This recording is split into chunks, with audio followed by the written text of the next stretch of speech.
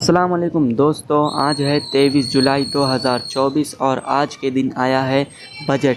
जी हाँ दोस्तों, बजट जिससे मिडिल क्लास को तो कोई फ़ायदा नहीं है। दोस्तों, इस बजट को राहुल गांधी जी ने नाम दिया है कुर्सी बचाओ बजट। जी हाँ दोस्तों, राहुल गांधी जी ने पोस्ट किया है कुर्सी बचाओ बजट। मैं आपको हिंदी में ट्रांसलेट करके सुनाता हूँ।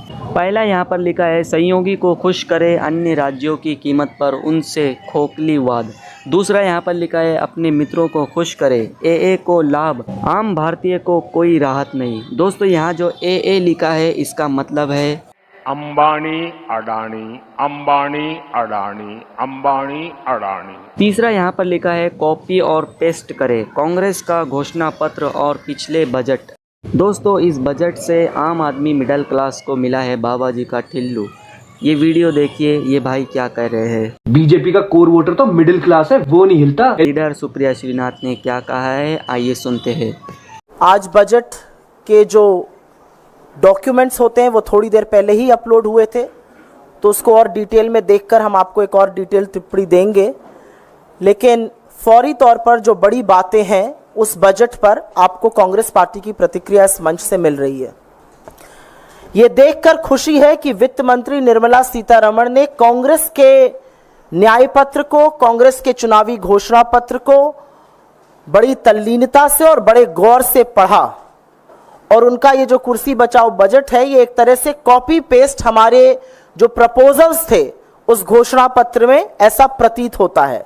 उसमें से एम्प्लॉयमेंट लिंक्ड इंसेंटिव था, पहली नौकरी पक्की जो अप्रेंटिसशिप स्कीम प्रोग्राम था जिसको इंटर्नशिप प्रोग्राम के तौर पे प्रस्तुत किया गया है, एंजल टैक्स का जो स्टार्टअप से अबॉलिशन की बात हमने अपने घोषणा पत्र में, न्याय पत्र में कही थी, ये सारी बातें वहां से उठाई गई हैं। हमारी आशा और विश्वास है कि आने वाले दिनों में वो हमारे घोषणा पत्र की और भी अच्छी चीजों को उठाएंगी और इस देश को उसका लाभ पहुंचेगा। यहां पर मोटे तौर पर 7-8 अंकों में कुछ बातें हैं जो हमारी आशा थी और उस पर इस बजट का रिस्पांस क्या रहा है उसको अंकित कर देते हैं। सबसे बड़ी बेरोजगारी की समस्या इस देश के सामने है और यह हमारे देश की सबसे बड़ी चुनौती है, और आशा थी कि इस बजट में ऐसा कुछ होगा जिससे कि रोजगार का सृजन होगा, बेरोजगारी की समस्या का अंत होगा। छोटी छोटी नौकरियों के लिए लाखों लोग आवेदन देते हैं। रिस्पांस में जो हुआ है वो बहुत कम है। रिस्पांस में जो कॉपी पेस्ट किया गया है वो भी ठीक से नहीं किया गया है, और रिस्पांस में कहा गया है कि 2,90,00,000 लोग, 3 तरह की स्कीमों में करीब 2,90,00,000 लोगों को फायदा होगा। ये एक बहुत एग्जैजरेटेड नंबर लगता है, ऐसा नहीं होने वाला है, और कहीं ना कहीं रोजगार सृजन का एक बड़ा मौका खो दिया गया है। दूसरी बात महंगाई की, यह देश कमर तोड़ महंगाई से जूझ रहा है। आज होलसेल प्राइस इन्फ्लेशन करीब 3.4% है। फूड इन्फ्लेशन की जो लास्ट रीडिंग थी वो 9.5% है, और उसके बाद भी इकोनॉमिक सर्वे में 1.7% के एक मैन्युफैक्चरिंग डिफ्लेटर की बात की गई है।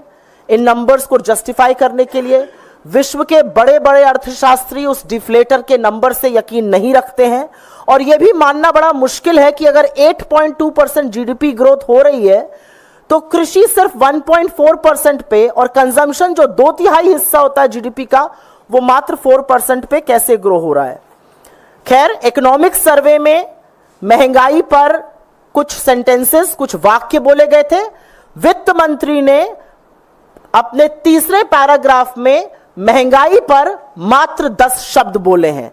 तो महंगाई को खत्म करने की, आम आदमी को राहत दिलाने की, जरूरी सामानों पर टैक्स को कम करने की कोई राहत कहीं दिखाई इस बजट में नहीं दी है। तीसरा जिस पर हम बात करना चाहते हैं वो शिक्षा है, और यह सच है कि शिक्षा का बड़े तौर पर गुणवत्ता उसमें कम है।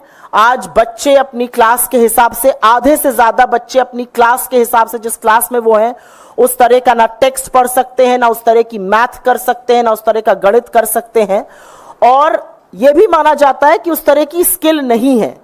तो शिक्षा पर कहीं ना कहीं ध्यान देना जरूरी था। एक और बात, और यह बहुत बड़ी बात आज की तारीख में, यह बहुत गर्म मुद्दा है, यह बहुत बड़ा मुद्दा है, और वो मुद्दा नीट का है। नीट की परीक्षा जिस तरह से लीक हुई, नीट वो परीक्षा है जो स्कूल के शिक्षा के बाद होती है, 12वीं के तुरंत बाद की परीक्षा है, और आशा थी कि इस पर बजट में कुछ ना कुछ अंकित किया जाएगा, लेकिन नीट पर एक शब्द नहीं बोला वित्त मंत्री ने। स्कूल एजुकेशन का यह हाल है कि लगातार बजट के बनिस्बत स्कूल एजुकेशन के बजट को घटाया जा रहा है, और पिछले बार के बजट में 1,16,417 करोड़ रुपए खर्च करने की बात थी, लेकिन जो अनुमानित, जो रिवाइज्ड हुए हैं फिगर्स, उसमें वो 1,08,868 रुपए खर्चा हुआ है। करीब 8,000 करोड़ रुपए एजुकेशन पर, शिक्षा जैसी चीज पर कटौती की गई है। चौथा पॉइंट हेल्थ केयर, स्वास्थ्य का है, और यह सर्वविदित है, सबको पता है कि पब्लिक हेल्थ केयर का बुरा हाल है, सरकारी अस्पतालों का बुरा हाल है। डॉक्टर की, नर्सेस की, टेक्नीशियंस की कमी तो है ही, जांच की मशीनों की, डायग्नोस्टिक्स की भारी कमी है, और यह माना जा रहा था कि हेल्थ पर, स्वास्थ्य पर खर्चा ज्यादा किया जाएगा, लेकिन स्वास्थ्य पर भी जीडीपी के बनिस्बत खर्चा घटाया जा रहा है, और अब सिर्फ वो 1.9% रह गया है। और सुनने की बात यह भी है कि पिछली बार का जो बजटेड अमाउंट था वो 88,956 करोड़ था, खर्च 80,000 करोड़ से कम किया गया, 8,000 करोड़ की से ज्यादा की इसमें भी कटौती की गई।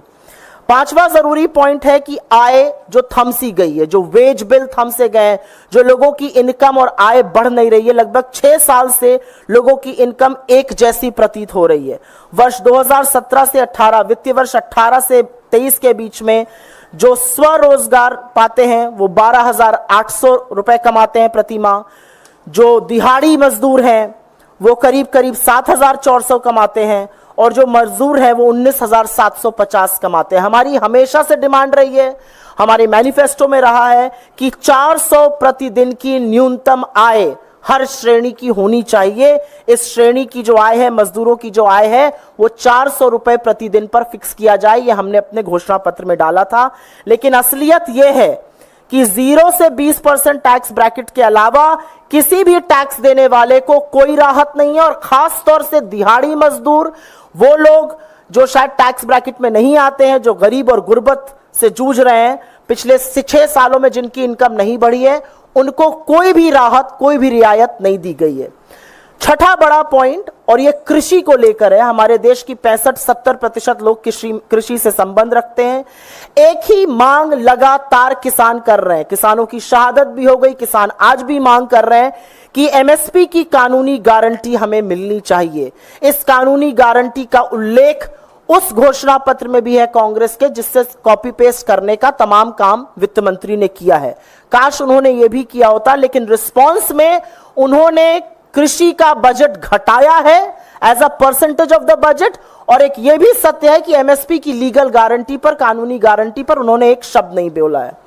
सातवीं बड़ी बात, एजुकेशन लोन्स को लेकर कहा गया, और क्योंकि इतनी ज्यादा बेरोजगारी है, लोगों की आय कम है, महंगाई ज्यादा है, जो एजुकेशन लोन लिए गए थे, हमारी ये मांग थी, हमारे घोषणा पत्र में भी हमने अंकित किया था कि एक बार जो आउटस्टैंडिंग एजुकेशन लोन्स हैं उनको माफ कर दिया जाए, लेकिन ऐसा नहीं हुआ। और रिस्पांस में एजुकेशन लोन देने की बात हुई, लेकिन जो एजुकेशन लोग लेकर आज जूझ रहे हैं उस एजुकेशन लोन को चुकाने में, क्योंकि उनको नौकरियां नहीं मिली हैं, उनके परिवार की आय कम हो गई है, वो महंगाई से जूझ रहे हैं, उसके बारे में कुछ नहीं किया गया, और वो जरूर इससे निराश होंगे।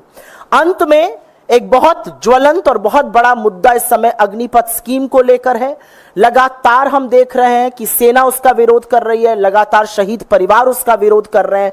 दो तरह की भ्रांति करने का, दोयम दर्जा सेना के एक वर्ग को देने का विरोध किया जा रहा है, और हमारी शुरू से मांग ये रही है, हमारी मैनिफेस्टो में था कि अग्निपथ स्कीम को विड्रॉ किया जाए, लेकिन अग्निपथ स्कीम पर भी एक शब्द नहीं था, उसको खत्म करने का, उसको विड्रॉ करने के बारे में भी कोई उल्लेख नहीं था।